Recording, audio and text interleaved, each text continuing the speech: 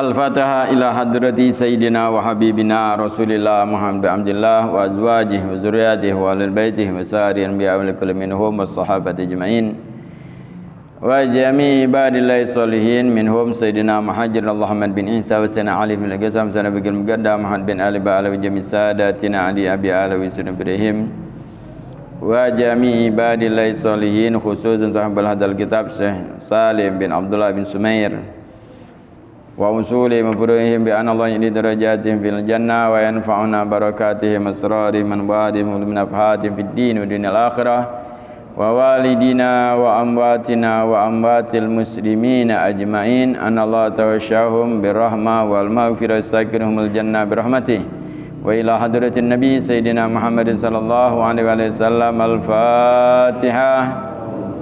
A'udzu billahi minasyaitonir rajim. Bismillahirrahmanirrahim. Alhamdulillahirabbil alamin arrahmanir rahim maliki yaumiddin. Iyyaka na'budu wa iyyaka nasta'in. Ihdinas siratal mustaqim. Siratal ladzina an'amta 'alaihim ghairil maghdubi 'alaihim waladdallin. Amin. Bismillahirrahmanirrahim. Alhamdulillahilladzi hadana li hadza wa ma kunna linahtadiya laula an hadanallah. Ashhadu an la ilaha illallah wahdahu la syarikalah wa ashhadu anna sayyidana wa nabiyana Muhammadan abduhu wa rasuluh. Allahumma salli wa sallim wa barik ala sayyidina Muhammad an-nabiyil kamil wa ala alihi kamala nihayata li kamalika wa dada kamalih. Amma ba'd. Faqad qala Malik dan ta'ala nafa'ana bihi wa bi ulumi fid darin lan qala faslun arkanul imani sittatun an tu'mina billahi wa malaikatihi wa kutubihi wa rusuli wa bil yaumil akhiri wa bil qadari khairihi wa syarrihi min Allah ta'ala.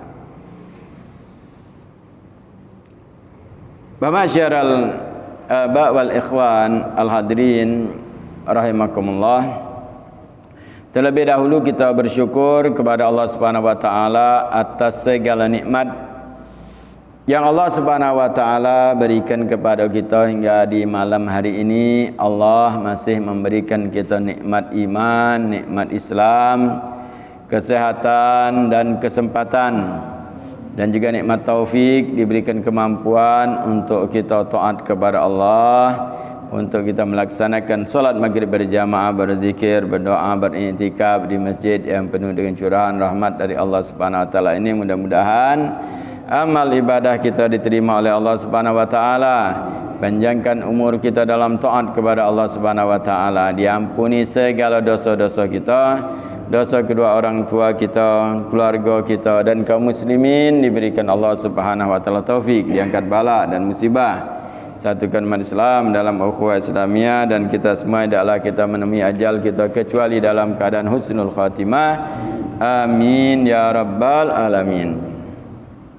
Dan senantiasa kita bersalawat kepada junjungan kita suri tola dan bagi kita penunjuk jalannya kita Nabi besar Sayyiduna Muhammad sallallahu alaihi wasallam beserta keluarga dan para sahabatnya. Hadirin yang dimuliakan Allah Subhanahu wa taala, lanjutkan di dalam kitab Safinatun Najah, kapal keselamatan. Mudah-mudahan dengan kita membaca dan mengamalkan kita selamat dunia dan akhirat. Dan yang kita baca tadi adalah rukun iman, sebagaimana melanjutkan di dalam hadis riwayat Imam Muslim dari Sayyidina Umar ibn Khattab radhiyallahu anhu, yang terkenal dengan hadis tersebut adalah hadis Jibril, yaitu yang akhir hadis Nabi sallallahu alaihi wasallam berkata kepada Sayyidina Umar, "Ya Umar, atadri manis sa'il?" Wahai Umar, tahu tak kau siapa yang bertanya itu? Maka Sayyidina Umar menyatakan, Allah wa Rasulullah alam. Rasulullah SAW menyatakan, hadza Jibril atakum yu'alimakum dinakum. Itu adalah malaikat Jibril yang datang kepada kalian mengajarkan agama kalian. Jadi hadis tersebut berkenaan dengan pertanyaan-pertanyaan malaikat Jibril kepada Nabi sallallahu alaihi wasallam yang menyerupai manusia malaikat Jibril. Kemudian bertanya kepada Nabi sallallahu alaihi wasallam, bertanya tentang rukun iman. Sebelum rukun iman itu rukun Islam yang sudah kita bahas di pertemuan yang lalu secara singkat. Kemudian malaikat Jibril menyatakan ketika bertanya tentang Islam, malaikat Jibril menyatakan sodakta, benar apa yang telah engkau katakan. Kemudian malaikat Jibril bertanya kepada Nabi sallallahu alaihi wasallam, akhbirni anil iman, kabarkan aku tentang iman. Maka Nabi sallallahu alaihi wasallam menyatakan, antu minabillahi wa malaikatihi wa kutubihi wa rusulihi wal yaumil akhir wa bil qadri khairihi wa syarrihi minallahi taala. Telah namakan rukun iman yang kita baca tadi. Maka malaikat Jibril menyatakan, sodakta, benar apa yang kau katakan. Nah, ini dinamakan rukun iman. Jadi hadis tersebut landasan di dalam agama. Di dalam rukun agama itu ada 3, Islam, iman, dan ihsan. Setelah iman ditanya malaikat Jibril tentang ihsan. Ihsan itu berkenaan dalam ilmu tasawuf, berkenaan dengan masalah hati. Nah, di sini iman, walaupun di dalam kitab ini tidak membahas tentang ilmu tauhid, tapi perlu di sini landasan secara umum harus kita tahu rukun iman.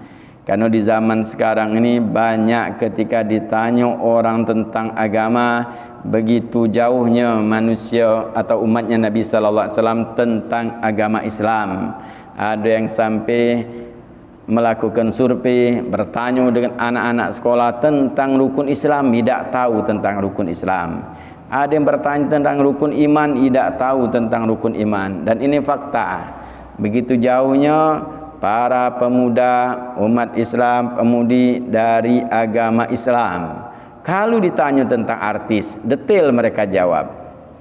Sebutkan artis ini, bintang film ini, bahkan mereka paham tentang hari ulang tahunnya, cara berpakaiannya, dan seterusnya. Pengetahuan urusan dunia mereka paham. Ya'lamuna zahiratan min hayatid dunya wa hum anil akhirati hum ghafilun. Ini yang Allah Subhanahu wa taala katakan mereka ini. Mereka tahu jelas tentang urusan dunia, tapi urusan akhirat mereka lalai. Ini ayat ini Sayyidina Hasan Basri pernah membahas.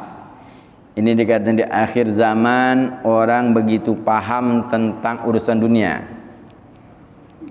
Minal hayatid dunya wahum anil akhirati hum ghafilun, tapi mereka urusan akhirat mereka lalai. Imam Hasan Basri ini tabi'in.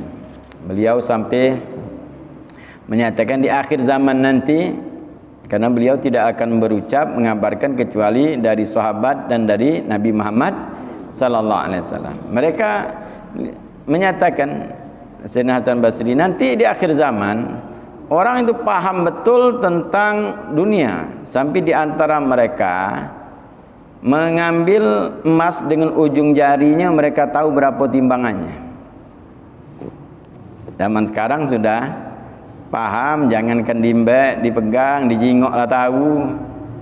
Jingok, ini sekian. Ahli urusan agama. Kalau wong tukang baju nyingok badan wong lah tahu M ini, L ini, ini XL, tahu betul. Kalau urusan yang mungkin yang jualan daging, diawas sampai bungkusan telah tahu berapa kilo, jangan ditimbangnya. Kalau nak beli berapa, tetaknya jelas. Set sekali netak, berapa pengen setengah kilo, tetaknya pas setengah kilo. Paham betul urusan dunia. Itu kalau Imam Hasan Basri menjelaskan contohnya cuman emas. Katakan akhir zaman kaki orang ambil emas dengan ujung jarinya, pegang, oh ini sekian gram, tahu. Tapi ketika ditanya tentang fardu wudu, la ya'lamuna syai'an, tidak tahu tentang masalah wudu. Fardu wudu ada berapa? Tidak tahu. Syarat sah wudu tidak tahu. Apalagi sholat, apalagi masalah muamalah yang lain. Ini yang kita banyak dilalaikan, padahal ini ilmu wajib bagi kita. Belum lagi masalah jenazah, yang mestinya setiap rumah itu tahu harus tentang hukum-hukum ini. Bukan sekarang andal ke wong bae jenazah, waduh apa Sudah ada kakek ngurusnya, tinggal telepon Bilal. Basuh tu Bilal, mandi kan. Tak kuawa kalau Bilal yang sakit, sara nak nyari siapa nak mandi ke. Juga kakek tak mandi ke. Dan ini mestinya wajiban setiap rumah umat Islam tu tahu. Baru sekarang parah memang sudah. Berapa banyak orang meninggal yang sara Bilalnya. Mandi kinya sara. Kenapa mandi kinya sara? Ya karena umat itu tak tahu tentang pengurusan jenazah sebelumnya. Yang mestinya jenazah itu dilembutkan dulu persendiannya setelah meninggal ini tak. Langsung ini kinya. Berapa banyak met? Ini akan kita bahas tentang masalah jenazah ke babnya. Ini sekarang banyak kasus jadi umat Islam ini ngaso bahwa tahu paham. Berapa banyak ada paham masalah itu. Langsung ini. Itu keras ini. Sara mandi kinya. Nah, betilan dibugut dulu yang mestinya dilembutkan akan dibahas. Berapa banyak kita ni sudah tidak paham, tidak tahu tentang urusan agama, hanya ngandalkan wong baik. Nauzubillah min zalik. Jadi baik pembahasan sekarang akan bahas secara singkat tentang masalah keimanan atau dikenal dengan ilmu tauhid. Jadi ada namanya ilmu fikih, kita akan bahas di dalam kitab ini adalah fikih sebenarnya. Tapi ini di awal sekadar nyinggung sedikit tentang ilmu yang wajib dipelajari adalah ilmu fikih, tauhid dan ilmu tasawuf. Inilah dinamakan rukun agama. Ilmu fikih adalah pembahasan tentang syariat. Halal, haram, boleh, tidak, sah atau tidak, perintah Allah, larangan, bagaimana pengamalan syariatnya secara zahir. Ilmu tauhid adalah tentang masalah keyakinan akidah. Keyakinan kita dengan Allah, dengan malaikat, dengan kitab-kitab, rasul-rasul, hari kiamat, ketentuan Allah Subhanahu wa taala. Ini bagaimana keyakinan. Keyakinan itu harus mantap. Keyakinan ini tidak boleh kita ragu. Kalau seandainya ilmu fikih mungkin masih ada khilaf di antara ulama tentang pembahasannya. Ada beberapa furu'iyah, cabang-cabang itu masih ada. Tapi kalau masalah ilmu tauhid ini masalah akidah. Tidak boleh ragu sedikit pun. Harus yakin betul melebihi daripada ilmu pasti. Makanya ini perlu kita, kalau sekarang ini dikatakan orang banyak berakidahnya taglid. Apa taglid itu? Ngembek omongan orang lain, tak tahu dalilnya. Makanya kalau dalam ilmu tauhid harus tahu dalilnya. Dalil itu ada dua, dalil nagli dan dalil akli. Dalil nagli itu dari Al-Quran dan hadis. Nagal, menukil, itu dalil yang menukil. Ada namanya dalil akli, dalil secara akal. Dua ikut dalil ini itulah yang membuat mantap. Makanya kalau masalah ilmu tauhid, belajar itu tak baca, nak belajar umum baca ini tak baca sebenarnya. Belajar itu harus khusus dengan berdasarkan kitab. Jadi kalau ulama-ulama yang ngajarkan secara umum ilmu tauhid itu, mereka campuri dengan ilmu tasawuf sebenarnya. Bahkan banyak pembahasannya tentang tasawuf, bukan masalah tauhid. Kadang-kadang majelis tauhid atau majelis itu pembahasan secara umum, itu yang dibahas ilmu tasawuf banyak, bukan ilmu tauhid murni. Jadi kalau ilmu tauhid itu secara akal dan dalil nagli. Contoh baik, ini anu contohkan baik.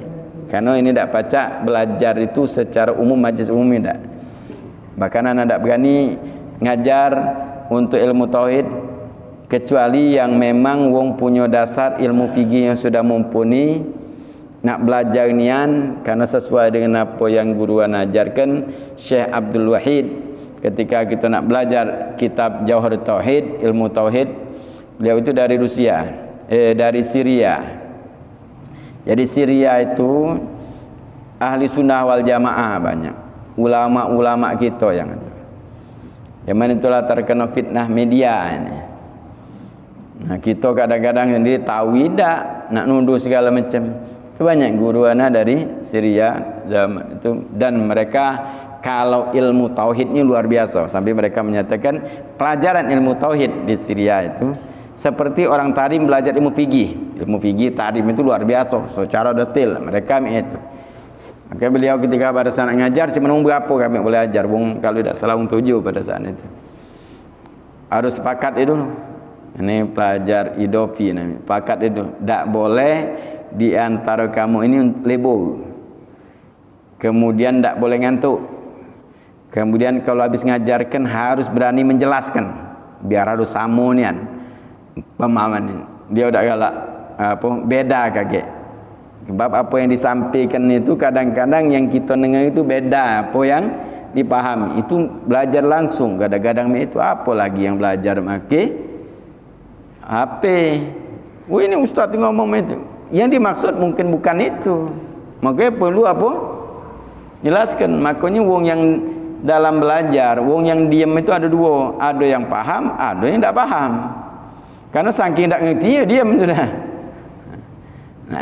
Nah itu masih mending yang tidak paham. Kamu tanya, tidak paham, masih mending. Kalau yang bahaya itu gagal paham. Nah ini bahaya. Gurunya ngomong lain, dipahamnya lain, dia nisbahkan kepada gurunya. Itu yang tidak ada. Pengen oleh para ulama itu harus pas. Oke, pada saat itu belajar. Lebo di antara kita ada sakit, beliau tidak ngajar, tidak harus tepat. Tak agak nambah beliau.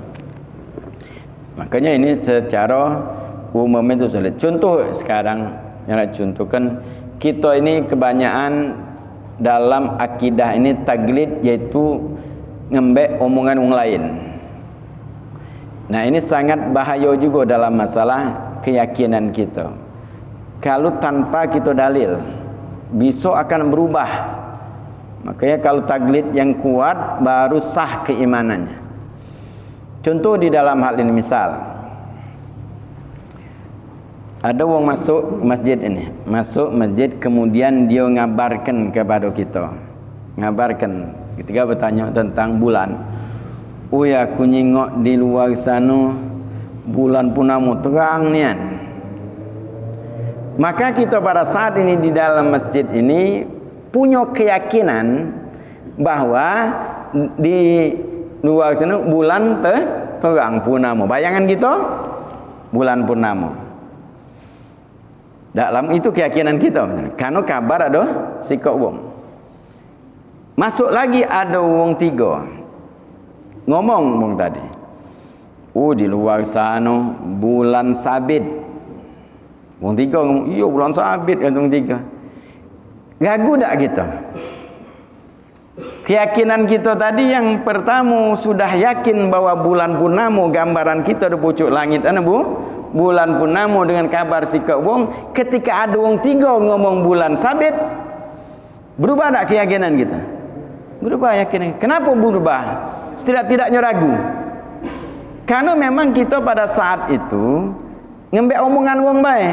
Oh tadi atau gitu bulan purnama. Ada wong 3 bulan sabit, lah berubah kita. Salah wong tadi itu mungkin. Bulan sabit, keyakinan kita bulan sabit. Nah, bulan sabit. Oh kata orang zikok tadi, lancip nian ujungnya tu. Pecah pancing cerita pula. Yakin kita bulan sabit. Dikit lagi masuk sikok wong. Enggak ada masuk sikok. Di situ mati lampu. Katik terang bulan pula, bulan tak katik. Apa gelap nian. Nah, mana ini? Bingung lagi kita. Nah ini ngomong. Tadi ada terang katanya bulan purnama. Wah ini ngomong bulan sabit. Wah ini ngomong bulan tak katik. Tiap bulan. Gagu kita. Yang mana keyakinan kita pada saat itu? Itulah yang dinamakan yang kita dengar ini adalah taglid gitu nih. Ada tak? Taglid. Nah ini yang apa? Perlu untuk keyakinan kita.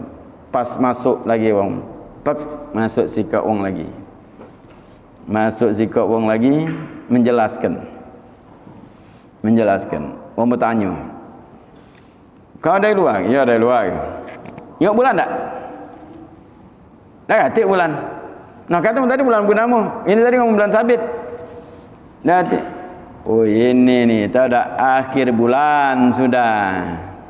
Akhir bulan Dzulqa'dah. Pagaklah nak bulan Dzulhijjah. Ni lah. Mungkin bulan Dzulhijjah sehari dua ni lah. Mana kejinguan bulan? Dah kejinguan lagi bulan ini lagi. Apalagi sudah apa nak nunggu nak wong tak ada awal bulan tu jingok hilal. Nah, lingkungan kecil nak jingok wong. Tu tunggu wong. Bulan apa?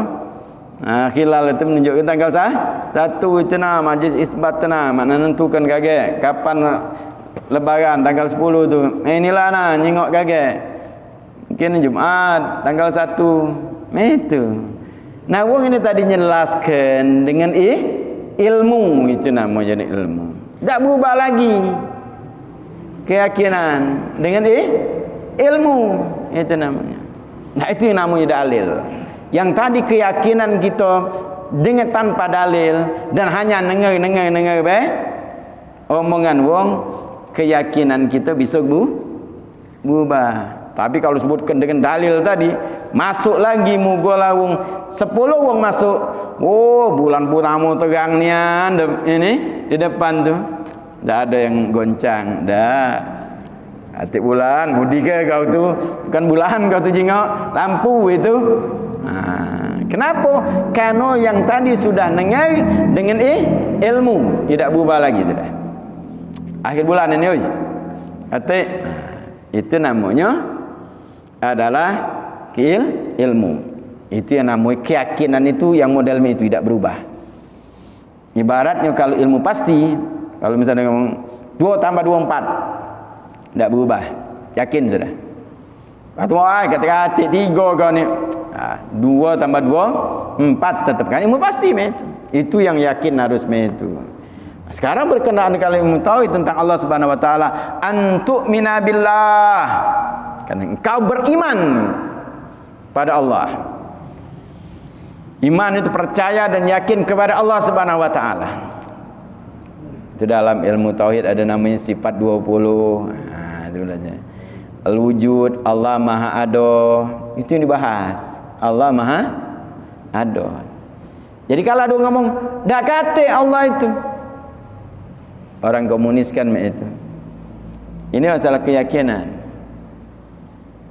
Kalau Allah Ado, ngapa Allah niamkan wong sago? Allah Ado. Kan itulah ada yang cerita apa?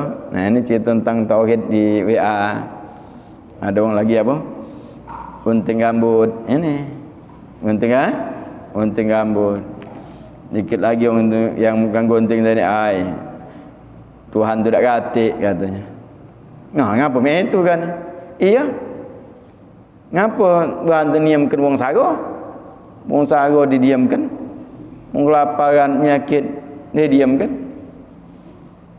Wong yang gunting tadi nak nyantai tapi oi wong ini tak ngerti namanya dengan dalil itu langsung dia ngomong kenapa Tuhan tak kata nyingok ada orang sarung ngomong kata Tuhan tak kata lah itu. Dikit lagi dia nak nyelaskan wong ni mana wong ini. Ini secara akal harus jelas. Akhirnya dia keluar dari situ. Nyingoklah dia. Nyingok buang rambut panjang. Nemu cara dia. Nemu cara. Akhirnya masuk lagi di tukang gunting. Ternyata ente kau tahu tak katanya. Ngapa tukang gunting rambut tu dak katik? Kau ni mana kaku ni tukang gunting rambut. Tidak katik katanya. Dak katik. Dari mana kau ngomong dak katik? Itu ada rambut panjang. Buang rambut panjang, berarti ada orang rambut panjang, berarti Tuhan tak kan? Apa tukang cukur rambut tak kan? Kata itu nak ada rambut panjang. Akhirnya mikir dia itu tak galak datang ke tempat aku, makanya dia panjang rambutnya. Kalau dia datang sini gunting rambutnya, aku potong, karena dia tidak datang. Maka dia ngomong, nah itulah katanya kau tadi dengan berdasarkan ada wong sago ngomong Tuhan tak katik dengan dalil itu sama baca ini nah wong rambut panjang ngomong ke baru tukang gunting rambut tak dak kata. Datang mestinya wong itu ku gunting ada tukang gunting rambut tu kanu dia dak dah. Begitulah kata orang tadi. Wong saro itu dia dak datang kepada Allah. Tidak minta kepada Allah, tidak nurut perintah Allah. Itu yang buat dia saro. Dia benar. Itu masalah logika tentang Allah. Sekarang Allah Subhanahu Wa Taala ada. Ini contoh sikap belah. Hendak ngajar tauhid ni. Teman sikap be. Contoh Allah wujud, al-wujud, maha ada Allah. Kayak kita Allah ada. Ini pondasi dah, pokok. Pokok Allah maha ada. Itu yang orang beragama itu.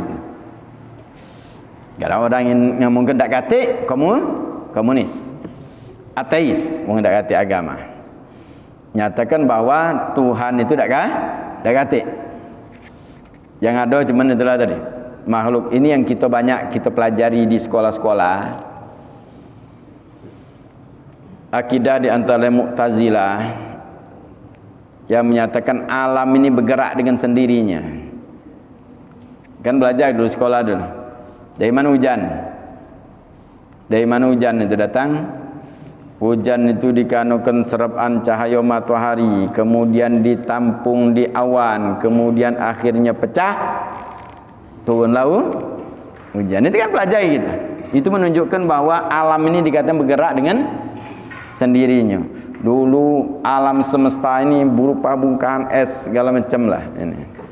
Akhirnya dengan ada meledak hingga akhirnya terjadilah berbagai macam galaksi. Dan di antara sekian banyak galaksi itu adalah galaksi Bima Sakti, terdiri dari matahari dan planet-planet yang gitu. Berbeda dengan dunia. Itu kanu sekian lama dulunya ahal bongkahan es, kanu dengan perputaran lama-lama es mencair jadilah. Dan di situ ada makhluk-makhluk, di antaranya adalah monyet. Maka akhirnya monyet sekian lama monyet itu tegak, sekian lama monyet itu akhirnya bulunya hilang jadilah manusia. Habis dia jadi manusia berhenti sudah, tak ada berubah lagi. Teorinya sampai manusia baik. Ada Dan di pelok iwong model ini. Jadi pelok iwong teori model ini. Ngetop dia gara-gara ini. Ngetop. Coba yang lain, ada salah monyet keluarga lagi ininya. Sekian lama. Kan sekarang teorinya berhenti jadi manusia baik. Ngapa tidak sekian lama berubah pula jadi yang lainnya monster ke apa-apa. Ya kalau misalnya sekian lama dari monyet tegak karena bulunya hilang jadi manusia, mentok jadi manusia. Nah ini kadang-kadang belok ibu. Nah ini akidah. Allah itu maha ada.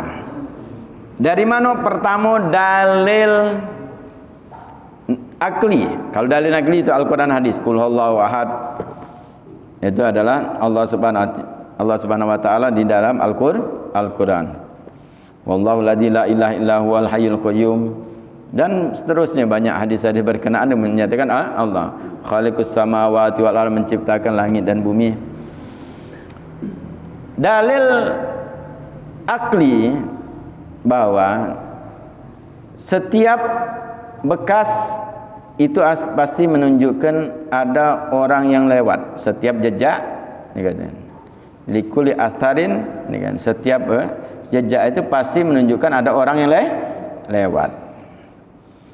Setiap kotoran hewan ada, pasti ada hewannya. Setiap yang kita pandang pasti secara akal ada yang membuatnya. Sekarang di keliling kita dulu. Meja ini ada yang muat tak? Kalau dia omongkan tak ada meja ini, dah kata yang muatnya. Teori tadi tu nah. Sekian lama gini. Meja ini tahu tak kamu? Meja ini dulunya tak kata. Tiba-tiba kayu berterbangan.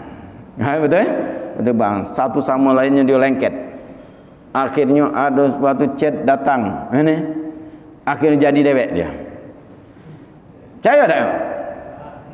Itu secara akal. Mungkin jadi dewek dia. Jadi dewek tak mungkin. Jembatan Ampera. Dulu dah kata jembatan Ampera tu. Akhirnya terjadilah apa? Besi terbang. tu nyuncap di tengah Sungai Musi itu. Ada ceritanya modal tu kan. Akhirnya jadi. Dak taunya wong Palembang bangun sudah ada sampai kah? Tidak percaya gitu. Kan? Dan setiap yang sekeliling kita ni kita saksikan, walaupun adanya tu sebelum kita lahir, tak tahu kita. Tua kita misalnya cerita, kau tahu tak nak rumah ini dulunya dah hati rumah. Terus mana, Mbak? Jadi dewek dia. Mbak lagi tidur, tuh jadi rumah. Anak dah percaya, moga.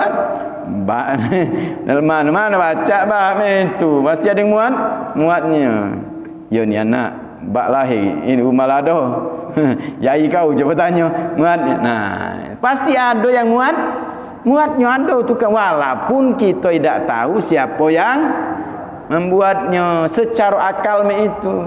Jadi setelah kita setiap yang kita saksikan itu ada yang membuatnya, maka ketika kita menyaksikan batang, menyaksikan matahari, menyaksikan bintang, menyaksikan langit yang pacak kita saksikan secara akal, walaupun adanya bumi, adanya langit sebelum kita lahir, tapi secara akal tadi sama.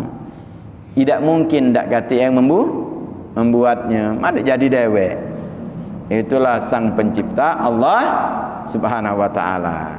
Maka dengan logika itu bahwa menyatakan itu tadi teori yang menyatakan jadi dewek itu tidak masuk akal. Maka orang-orang yang tidak bertuhan, yang mereka hanya mengandalkan ilmu, sen namanya, Tuhan mereka itu ilmu. Tapi ketika pada saat logika ini tidak masuk mereka. Ketika masalah jadi dewek itu tidak mungkin. Sekarang apa yang ada dibuat, manusia membuatnya dengan ilmu. Walaupun mereka seolah-olah pacak nak muat sekarang, nak muat matahari, nak muat buatlah situ matahari. Segala macam yang ada, mana pacak mereka nak membuat.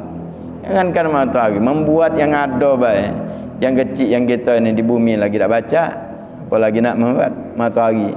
Bakalan kacau. Nah itu contoh ilmu tauhid itu. Allah Maha ada. Allah Subhanahu wa taala Maha kekal, Maha terdahulu. Itulah dalam ilmu tauhid awalnya kalau kita nak belajar adalah sifat 20. Sifat wajib bagi Allah, sifat mustahil bagi Allah, sifat jaiz bagi Allah, itu pondasi dulu. Kalau belajar ilmu tauhid. Cuman itu dibuka dikit dulu. Cuman anda membahas masalah ilmu tauhid. Itu contoh namanya itu nah. Coba belajar ilmu tauhid. Wa malaikatihi, malaikat sekarang. Juga penting. Ini yang menjelaskan yang penting-penting, jangan sampai kita keluar dari akidah. Keluar daripada akidah ini sangat bahaya. Keimanan kita. Copotnya itu keimanan kita. Malaikat itu harus kita yakin adalah makhluk Allah yang mereka taat kepada Allah Subhanahu wa taala, diberikan Allah Subhanahu akal dan tidak diberikan nafsu. Makanya malaikat itu taat kepada Allah Subhanahu wa taala. Malaikat dari cahaya bisa menyerupai apa bagaimana malaikat Jibril kadang menyerupai manusia, kadang menyerupai hewan. Itu malaikat Jibril, seperti kisah tentang malaikat Jibril menyerupai hewan pada saat Fir'aun ngejar Nabi Allah Musa. Rombongannya Fir'aun dengan pasukannya, kuda Nabi Musa dengan rombongannya sampailah pinggir laut. Kata pengikut Nabi Musa, kenapa kita tak baca lagi? Kata Nabi Musa, aku ada Allah, kita ada Allah. Ketika pada saat Nabi Musa itu munajat kepada Allah, Allah perintahkan, gebukkan tongkat kau ke laut. Di sini pelajaran bagi kita juga. Tak usahlah kita nak berlogika apapun kalau sudah perintah Allah. Jadi kalau perintah Allah itu lakukan perintah Allah. Kaget baunya hasilnya. Jangan nak bertanya dulu. Ngapo kalau aku melakukan? Kalau tidak ngapo? Nah itu kadang-kadang benar-benar doa apa? Nanya dulu. Perintah Allah, kalau jelas itu perintah Allah, lakukan. Dah usah banyak tanya dulu. Banyak tanya lakukan tidak. Kalau aku solat subuh, apa dia jadi dapat aku? Madana solat subuh tidak. Lakukan solat subuh perintah Allah. Lakukan solat 5 waktu. Lakukan perintah Allah, maka akan baru dapat hasilnya. Jangan nak bertanya dulu. Kita ni tak kata apa-apanya. Bukan kita ni Allah perlukan dengan kita manusia ni. Seluruh manusia ni masuk ni aku dak rugi Allah. Rugi tak? Dah rugi. Makin nak bertanya pula. Aku lah payah-payah aku solat, tapi masih sarua juga. Ngancam pula. Dimasukkan Allah kena aku kalau manusia ni tak rugi Allah. Kata urusan ni untung rugi untuk kita tu lah. Jadi kalau perintah Allah tu untungnya kita. Tak rugi Allah tak ada. Ada orang tak solat, tak rugi Allah. Tak solat lah kalau tak rugi. Untuk Allah Maha Kaya. Tidak butuh dengan makhluk. Jadi pada saat itu Nabi Musa perintah Allah juga bagaimana orang yang kenal dengan Allah, makrifat kepada Allah adalah ketika perintah Allah tidak banyak tanya. Tidak pada saat karena sudah minta kepada Allah, Allah perintahkan itu sudah. Digebuk ke Nabi Musa. Ketika digebuk Nabi Musa, laut pecah langsung, laut tu pecah kacau. Laut pecah kacau. Pecah 1000 mak je bang. Bukan lurus baik kalau gambar lurus. Lurus kena Nabi Musa kejar Firaun dengan rombongan naik kuda ni. Pecah bu. Makanya masuk ke laut itu pecah masuk hutan. Masuk dulu Nabi Musa dari rombongannya ke dalam. Firaun tengok itu takut. Terkejut benar. Nah, laut antarbelah, masuk jeruk dalam. Tapi pada saat itu malaikat Jibril menyerupai kuda betina. Tek di depan kuda Firaun. Kuda betina masuk ke laut, kuda ini tadi ngejar. Nah, kuda ngejar, turun. Yang lain tengok Firaun apa? Pimpinannya masuk ya Allah. Masuk je? Masuk juga. Masuk itu nyasar juga itu pecah hutan. Maka kalau cerita ni panjang dalam tafsir tentang di dalam itu. Dalam itu banyak hikmahnya juga. Dalam tafsir ceritakan tentang masalah itu. Tapi di sini jelaskan tentang masalah malaikat. Malaikat itu bisa nyerupai apa be. Tapi ingat malaikat itu. Ini yang bahaya, sangat merusak akidah kita tentang malaikat. Malaikat itu tidak ada jenis kelamin. Orang berkeyakinan malaikat itu betina, murtad dia. Naudzubillah min dzalik. Hati-hati. Mungkin digambarkan sekarang ini juga malaikat. Hati-hati kalau kita berkeyakinan itu. Ini keyakinan orang-orang kafir. Berkeyakinan malaikat itu betina. Kita tidak. Keyakinan kita malaikat itu tidak ada jenis kelamin. Tapi sekarang ini gambarnya kalau misalnya film segala macam, kalau malaikat itu bau betina maki kepak pula dah. Maki sayap dia ikut. Kan. Itu malah malaikat. Ada pucuknya ini pula. Nah, kan keyakinan itu bahaya, dan ini juga digambarkan. Lama-lama yakin di situ bahaya. Makanya harus belajar ilmu tauhid itu, di antaranya itu. Karena sedikit dilencengkan. Nah, orang-orang dulu yang menentang, orang kafir menyatakan mereka berkeyakinan bahwa malaikat itu betina. Jadi malaikat tidak ada jenis kelamin. Bisa nyerupai apa jumlahnya hanya Allah yang tahu. 10 malaikat itu yang wajib kita ketahui. Jumlah malaikat tak tahu. Jumlahnya banyaknya tak tahu. Hanya Allah yang tahu. Di antaranya tentang masalah malaikat, jumlah malaikat itu sangat banyak.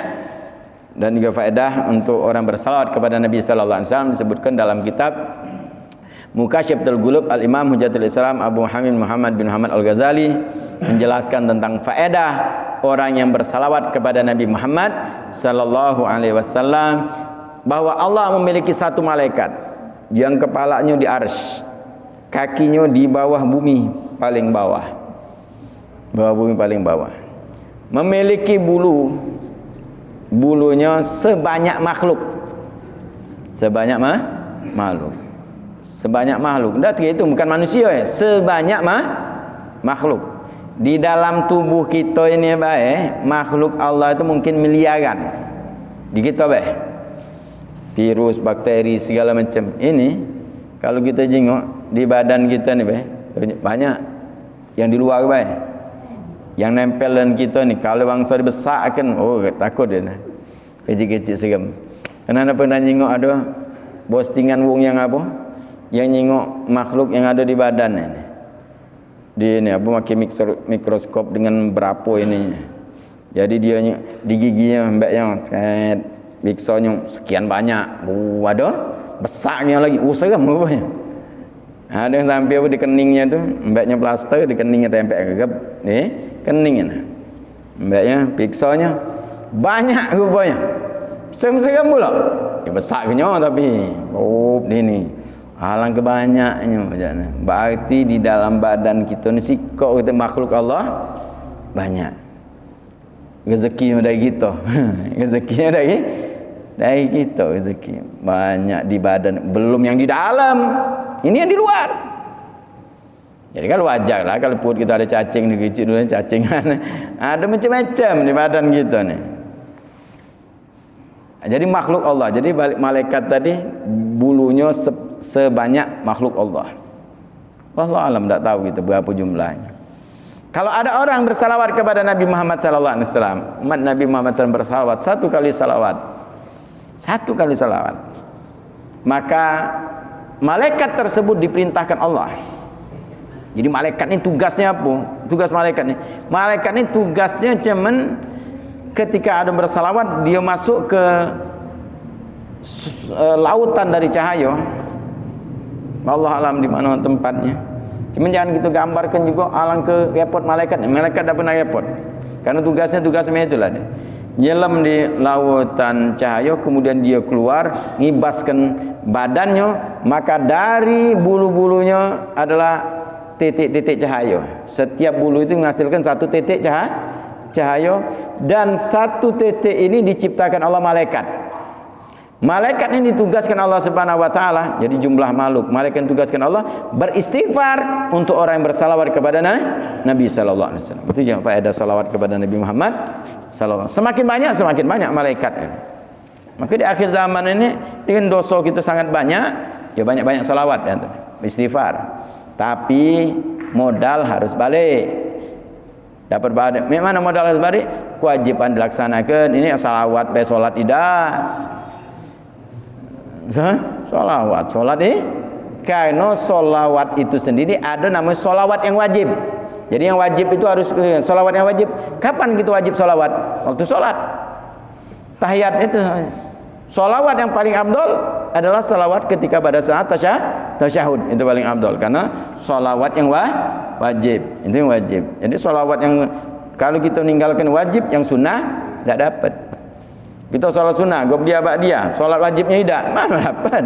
Wajibnya pokoknya. Solawat itu juga pokoknya apa? Solawat yang wajib di solat. Karena setiap solat kita mengucapkan solawat dan salam kepada Nabi. Dan itu solawat yang wajib. Jadi yang di luar solat itu sunnah dan faedahnya sangat luar biasa. Jadi kalau bacaan yang di dalam solat itu paling top. Tasbih dalam solat, takbir dalam solat, paling hebatnya zikir. Karena ini adalah urutan wajib, dan sunnah yang paling abdul itu adalah sunnah dalam solat. Jadi itu singkatnya itu. Malaikat itu harus kita yakini, jangan sampai meyakini malaikat itu punya jenis kelamin. Malaikat tidak ada namanya lanang atau betina. Dan hati-hati di situ memang digambarkan malaikat itu seperti apa? Betina dengan pakai kepak, itu sangat merusak akidah kita. Wa kutubihi, kitab-kitabnya. Nah, kitab-kitab Allah Subhanahu wa taala turunkan itu banyak. Itu dari Nabi Adam juga ada, namanya Suhuf Nabi Adam, Nabi Musa, Nabi Ibrahim juga ada. Tapi yang terkenal ada 4 kitab. Terkenal 4 kitab. Jadi setiap nabi itu ada. Yang terkenal ada 4. Yaitu Zabur Nabi Allah Daud, Taurat Nabi Allah Musa, Injil Nabi Allah Isa alaihissalam, Al-Quran Nabi Muhammad sallallahu alaihi wasallam, dan mukjizat terbesar Nabi Muhammad sallallahu alaihi wasallam adalah Al-Quran. Nah, ruang lingkup kitab-kitab ini memang aslinya dari Allah Subhanahu wa taala. Tapi kitab-kitab terdahulu tidak ada jaminan dijaga oleh Allah Subhanahu wa taala dari perubahan. Makanya banyak jadi perubahan kitab-kitab tersebut dirubah oleh manusia. Ini kitab tak cocok. Al-Quran lagi, ini hari sudah banyak menyuarakan, tak pas lagi di zaman sekarang. Tapi Allah jaga Al-Quran. Dah banyak yang mencoba merusak, masukkan Al-Quran, ayat lain, kalimat yang ini ada yang dihapus, di ini Al-Quran tetap terjaga kemurniannya.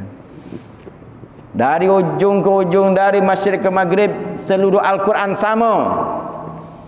Jadi kalau kita membaca Al-Quran kita di Amerika sana sama sudah. Di Arab sana sama baik. Banyak orang Indonesia jadi imam, baik itu di Arab, baik itu di Eropa, baik itu di Amerika, jadi kenapa? Ya sama baik. Kan lain.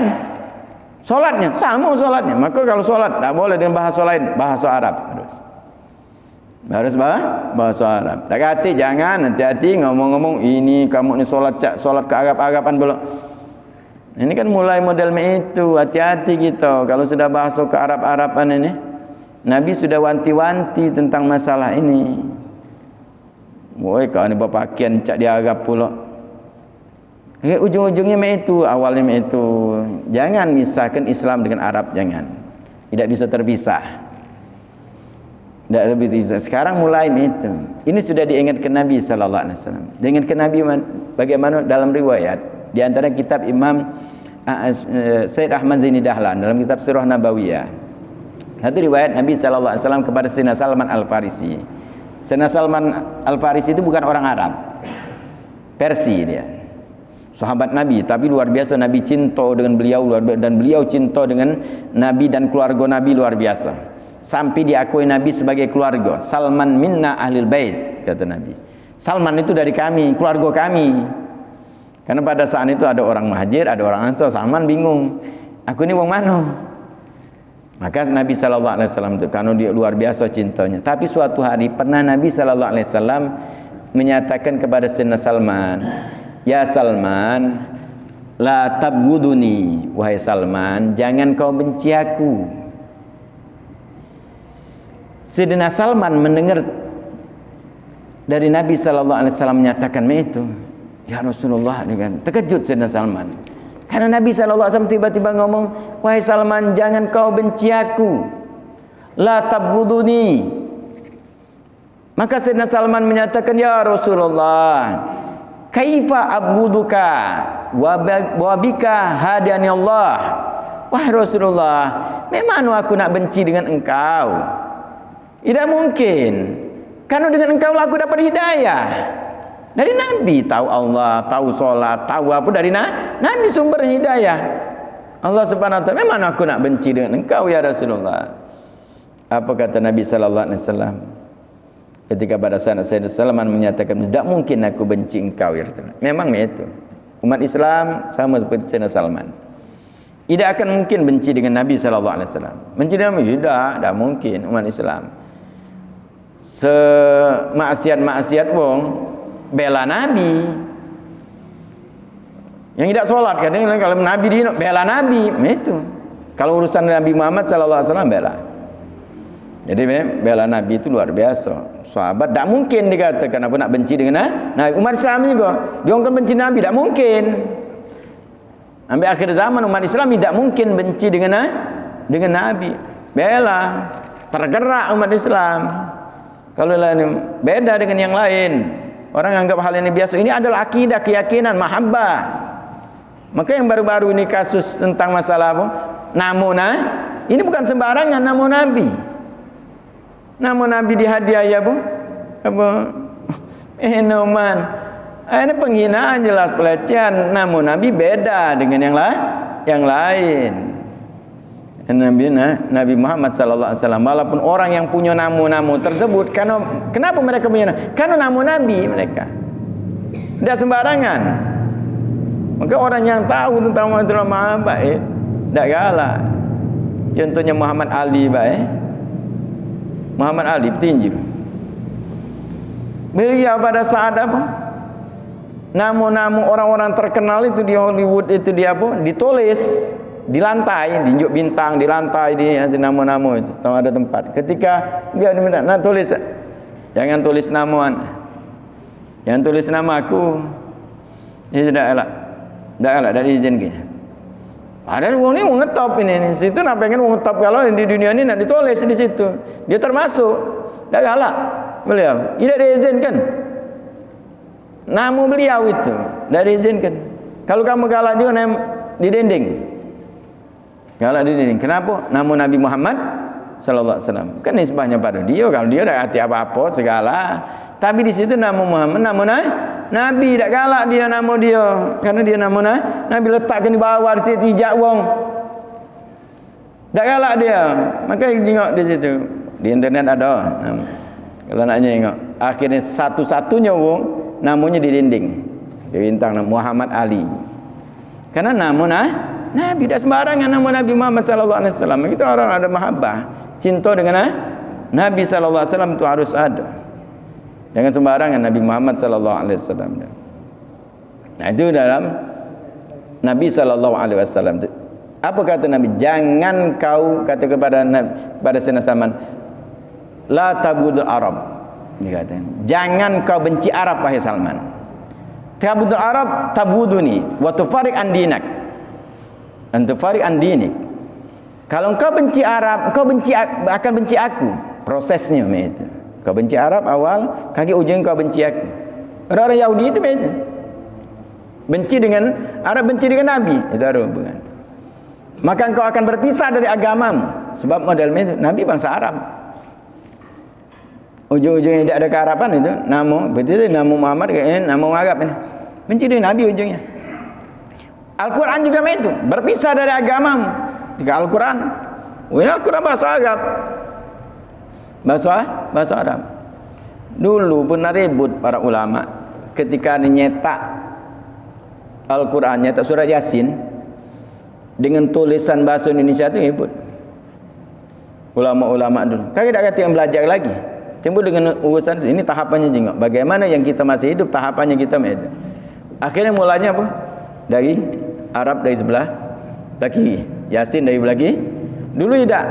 Bertamu nak nulis tu ribut, agak ujung-ujungnya segala macam, akhirnya boleh sebelah kiri, sebelah kanan tetap bahasa Arab. Tapi sekarang cetakan lagi ujung-ujungnya kaget, Arabnya katik lagi. Itu proses mereka. Lama-lama benci dengan Al-Quran. Na'udzubillah min dzalik. Al-Quran tulisan bahasa Arab. Jadi jangan nulis bahasa Arab lagi. Karena kita ni proses di Indonesia sudah banyak itu. Dulu di sekolah, zaman-zaman mungkin yai-yai kita dulu, sekolah itu boleh nulis bahasa Latin atau bahasa Arab Melayu. Tulisan dua. Mana ada di kita ni asli tulisan bahasa Indonesia? Tulisan Latin bahasa dulu itu namanya. Asli Indonesia ni apa tulisannya? Itu tulisan ini, bukan bahasa. Tulisan asli tulisan kita Indonesia milik Indonesia apa? Maka belajar itu tulisan itu itulah tadi dikatakan Arab atau Latin dua. Arab Latin. Akhirnya dulu boleh kalau dua-duanya, akhirnya Arabnya bergeser, dah katik lagi. Maka tulisan-tulisan kitab lama itu Arab Melayu. Kalau bahasa ya bahasa Melayu. Tulisannya yang ini bergeser. Makanya hati-hati lama-lama bergeser. Seperti tadi kata tahapannya, tidak mungkin nak benci dengan Nabi, tapi urusannya benci dengan apa yang ada dengan Nabi. Kalau sudah tanam kebenci dengan sahabat, benci dengan keluarga Nabi, itu sudah tanam kebenci dengan Arab, benci kaget dengan bahasa Arab, benci ujungnya kaget benci dengan Al-Quran. Na'udzubillah. Dan ini akidah, jaga akidah kita, keyakinan kita tentang Nabi, tentang Al-Quran. Dan Al-Quran itu bukan milik bangsa Arab. Al-Quran itu milik Islam. Bahasa Arab bukan milik bangsa Arab, tapi bahasa Islam. Itu harus kita bedakan itu. Karena adat Arab itu sudah terhapus dengan adanya Islam. Jadi kalau sekarang bukan adat Arab tentang masalah baik itu cadar dan lain sebagainya. Menutup aurat adalah bagian daripada Islam. Jadi mudah-mudahan Allah Subhanahu mantapkan akidah kita, Allah Subhanahu wa taala mantapkan keyakinan kita dengan Allah, dengan malaikat, dengan para kitab-kitab dan rasul serta hari kiamat dan ketentuan Allah Subhanahu wal qadar. Dan Allah Subhanahu wa taala mudah-mudahan berikan kepada kita yang terbaik baik dunia maupun akhirat, dimantapkan keimanan kita, meninggal dalam keadaan husnul khatimah. Rabbana taqabbal minna innaka antas samiul alim wa tub alaina innaka antat tawwabur rahim. Sallallahu ala sayidina Muhammadin nabiyil ummi wa ala alihi wasallam. Walhamdulillahirabbil alamin. Assalamualaikum warahmatullahi wabarakatuh.